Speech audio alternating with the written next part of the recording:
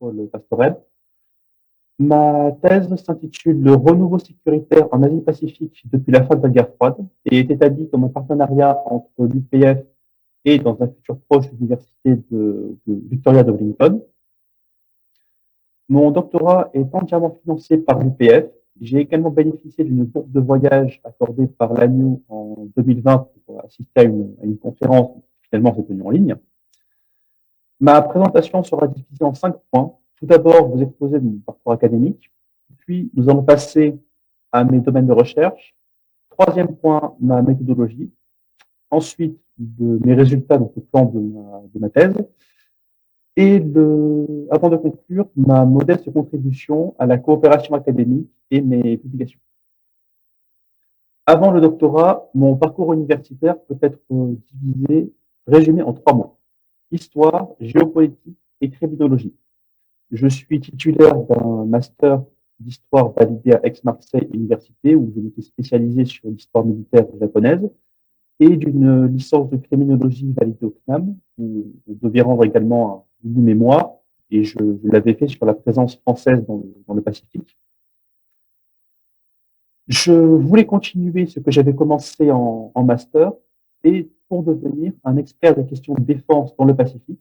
Et l'UPF m'a répondu favorablement en premier. Et c'est donc comme cela que je me suis retrouvé en doctorat à l'UPF. Maintenant, pour l'essentiel de ma présentation, je vais vous détailler mes travaux de recherche que j'ai effectués durant mon doctorat, Mon travail en quelques mots, la chute de l'URSS a laissé un vide dans les stratégies de défense mondiale. Toutefois, les espoirs naissants de paix après plus de 50 ans de guerre froide se sont évanouis. Ma thèse, le renouveau sécuritaire en Asie-Pacifique depuis la fin de la guerre froide, étudie les relations et les coopérations de défense entre les États et l'Asie-Pacifique, entre les États de l'Asie-Pacifique. Pour répondre à ce problème, je prendrai en compte 2 niveaux. D'abord, un niveau local, où je vais m'intéresser au terrorisme, à la piraterie et à leurs liens présumés avec le crime organisé. Et second point, un niveau plus large, régional, davantage axé sur la lutte d'État à État, la lutte d'influence d'État à État. Quel est l'intérêt de ma recherche? J'entends montrer comment le Pacifique est devenu un des points de contention de la géopolitique mondiale. Comment les îles du Pacifique sont passées d'un continent invisible, pour citer l'auteur Le Claudio, à un champ de bataille d'influence régionale. Je vais également démontrer comment les menaces infra-étatiques affectent la stabilité régionale et quelles réponses sont apportées pour les contrer. Menaces infra-étatiques, piraterie et terrorisme. Et dernier point, je soulève également la question de la géopolitique des détroits. En quoi le détroit de Malacca, spécifiquement le détroit de Malacca, est-il important pour le commerce mondial? En quoi est-ce un nœud géopolitique? Et peut-il être contourné? Et peut-on contrôler la mer depuis la terre ou depuis les airs? C'est des questions que je vais soulever. Ma thèse peut intéresser, donc, bien évidemment, des universitaires, mais également toute personne qui est intéressée par la géopolitique du Pacifique Sud, que ce soit des agences gouvernementales, des ministères, nommément, des militaires en région, en mission dans la région, ou bien des analystes du secteur privé. Concernant ma méthodologie, je vais d'abord établir des questions et des termes très généraux qui ont attiré mon attention et qui constituent un intérêt académique.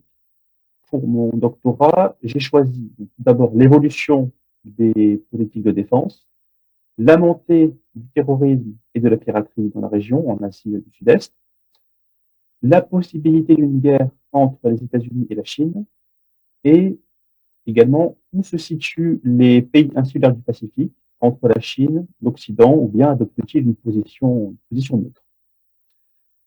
Ensuite, j'étudie la littérature existante pour trouver un angle d'approche original. Donc, au cours de cette étape, je vais faire passer des entretiens préliminaires. Je vais lire également la littérature qui m'intéresse pour trouver un angle d'approche.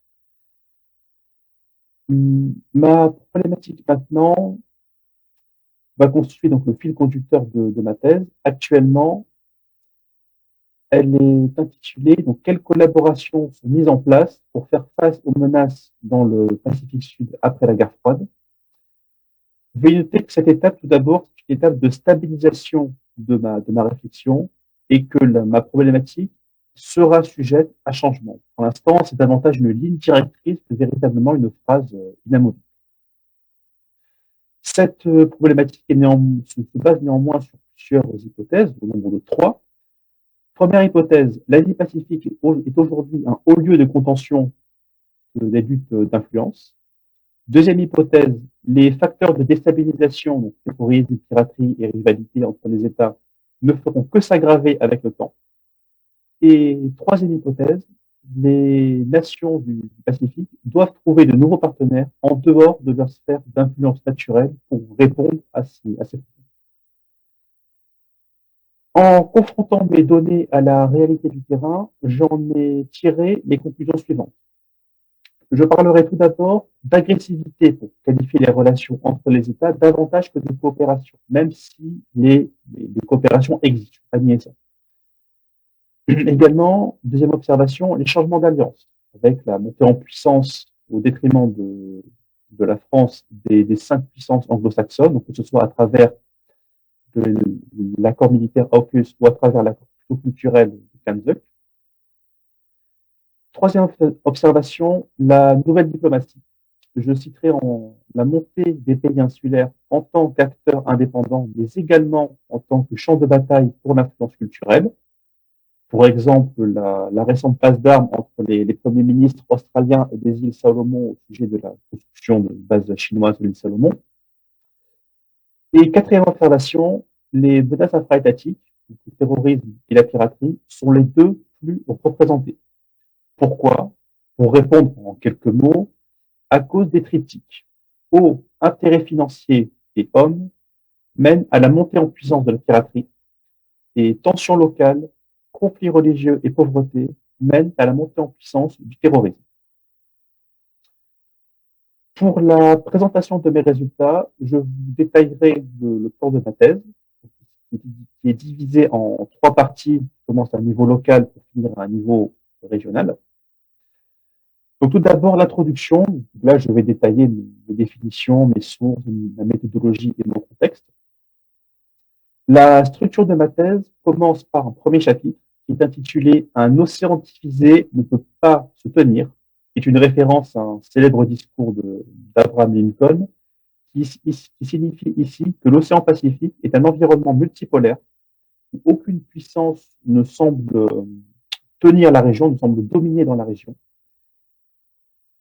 Ensuite, chapitre 2, la géopolitique des détroits dans le Pacifique Sud répond à la question suivante.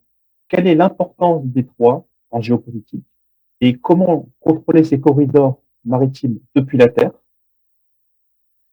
Et chapitre 3, intitulé Une conflagration États-Unis-Chine, avec un point d'interrogation, où je me concentre sur la rivalité entre les deux puissances.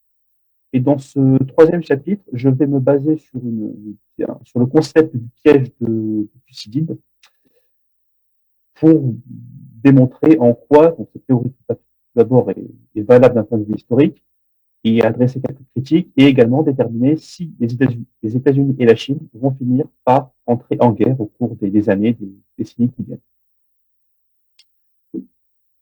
Ma contribution maintenant à la recherche académique. Donc, j'ai participé à plusieurs conférences, que ce soit en français ou en anglais. Donc, la première était à Tahiti en 2019, au cours du colloque sur les routes de la soie. Également, j'ai participé à la conférence OCIF 2020 qui devait se tenir en présence à Canberra, mais qui a finalement été portée en ligne. Également d'autres conférences à Marseille et à Aix-en-Provence. J'ai également organisé des conférences à Aix-en-Provence et une bientôt à la rentrée 2022. Tout ceci a débouché sur sur des publications, des travaux de recherche. Mon premier en 2019 était sur la coopération de défense entre la France et l'Australie et 2 autres qui sont en préparation sur le terrorisme dans le Pacifique Sud et sur l'avenir de la France dans le Pacifique Sud après l'annulation du contrat du siècle avec l'Australie. Mon projet professionnel maintenant est de devenir un expert des questions de défense et des politiques de défense dans le Pacifique Sud. À long terme, je désirais travailler comme analyste spécialiste de ces questions de défense, soit au ministère des Armées, au ministère des Outre-mer ou dans le privé. Ma conclusion maintenant en quelques mots, qui suis-je pour aller à l'essentiel? Je suis un doctorant désireux de participer à la vie universitaire du Pacifique Sud et d'apporter mes connaissances et ma compréhension des stratégies de défense du Pacifique Sud. Et sur quoi portent mes recherches? Je me concentre sur les études stratégiques de l'Europe et du Pacifique Sud, de l'Europe et du Pacifique Sud, sur la présence française dans le Pacifique et sur la gestion des crises du Pacifique Sud. Je vous remercie de m'avoir écouté et n'hésitez pas à m'envoyer toutes questions que vous pourrez avoir par mail.